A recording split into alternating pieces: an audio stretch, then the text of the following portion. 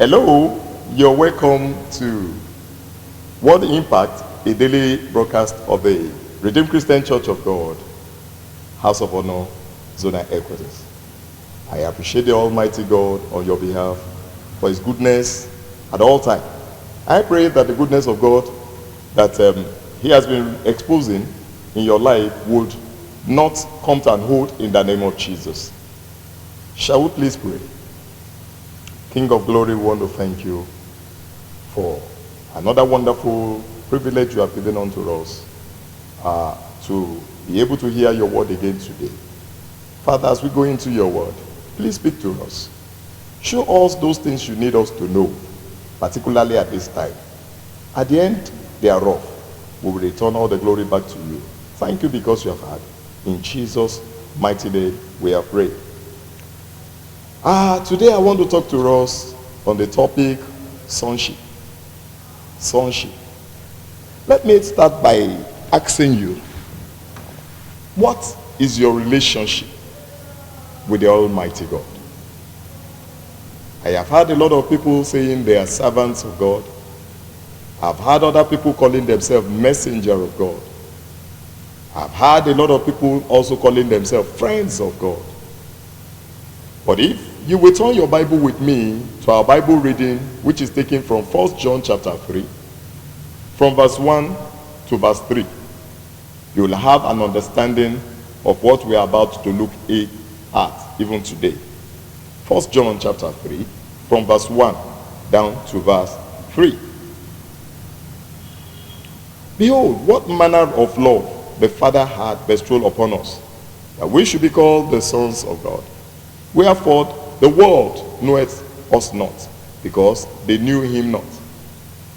Behold, now, beloved, now we are the sons of God, and it does not yet appear what we shall be. But we know that when he shall appear, we shall be like him, for we shall see him as he is. Praise the Lord. God is not moved by the emotion of men by their word. By tagging yourself a servant, a slave, a messenger, it doesn't bring you closer to God. What brings you more closer to God is your relationship, the status of your relationship with him. Are you his son? Like the passage we have read said, behold, what manner of love is this, that we should be called the sons of God. I know one thing that is certain.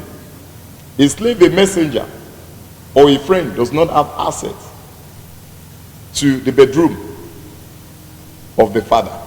Only a son does. Are you truly a son of God? Are you truly a son of God? Because one of the things that will show that you are truly a son is that the Lord will not spare you. When he needed to chastise you, he will definitely chastise you. When he needed to scourge you, he will scourge you. According to the book of Hebrews chapter 12 and verse 6. Hebrews chapter 12 and verse 6. Where he said, for whom the Lord loveth, he chastened, and he scourged every son whom he received. When was the last time you received a scourging from the Father? When was the last time you received a chastisement from the Father? That will tell you what relationship you run with the Almighty God. Does God take time to talk to you when you go contrary to his will? Do you take the rebuke of the Lord? There's a very, very popular story in the book of Judges chapter 13 from verse 2 to 5. It's the story of Samson, a very special son of God. Even though he was so special that God already told his parents how he will come out. When they put him to bed, he was to be a Nazarite and anointed from the womb, and no razor was to come upon his head. He eats special food. He was so special, his son in the hand of God. But so many a times God will scourge him through his parents. So many a times God will chastise him through his parents.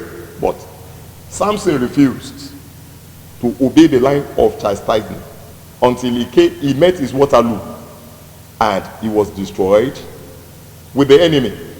What kind of relationship are you running with God? Are you his son, his messenger, or his slave? Today, do you know you can turn a new leaf by becoming a son? How do you become a son? It's so simple. John chapter 1 and verse 12. It says, but as many as received him, to them he gave the power to become the sons of God, even to them that believe on his name. Do you want to be a son of God? Just believe. That is all you need to do. Believe that he came to die for you. Believe that he came to take your sin. Believe that he took your place on the cross. And then you have the power to become the sons of God. If you can make up your mind to do that today, by repenting of your sin and accepting his lordship, he will accept you. And then he will write your name in the book of life. If you are ready, shall we please pray? Eternal Rock of Ages, we thank you for the privilege you have given unto us to hear your word. You have given us the secret to becoming sons. In other words, you don't want us to worship from afar. And that is why you are drawing us closer to becoming sons and not slaves. As many today who have come to believe, as many today who have repented of their sin, as many today who have made up their mind to come to you, Father, give them the power to become sons of God. Those who have already believed, I pray, the grace to enjoy the benefit of sonship, release unto them. Thank you, blessed Redeemer. Glory be to your name. In Jesus' wonderful name, we have prayed. Beloved, if you have prayed this prayer, I congratulate you. And I want to ask you to please continue to like our pages on the social media handle as they are being scrolled on the screen. Don't just go like them. Please also share them with your family and friends and ask them to also like them. And don't also forget to subscribe on our Facebook page. God bless you. I hope to see you this same time, same channel, very soon. God bless you.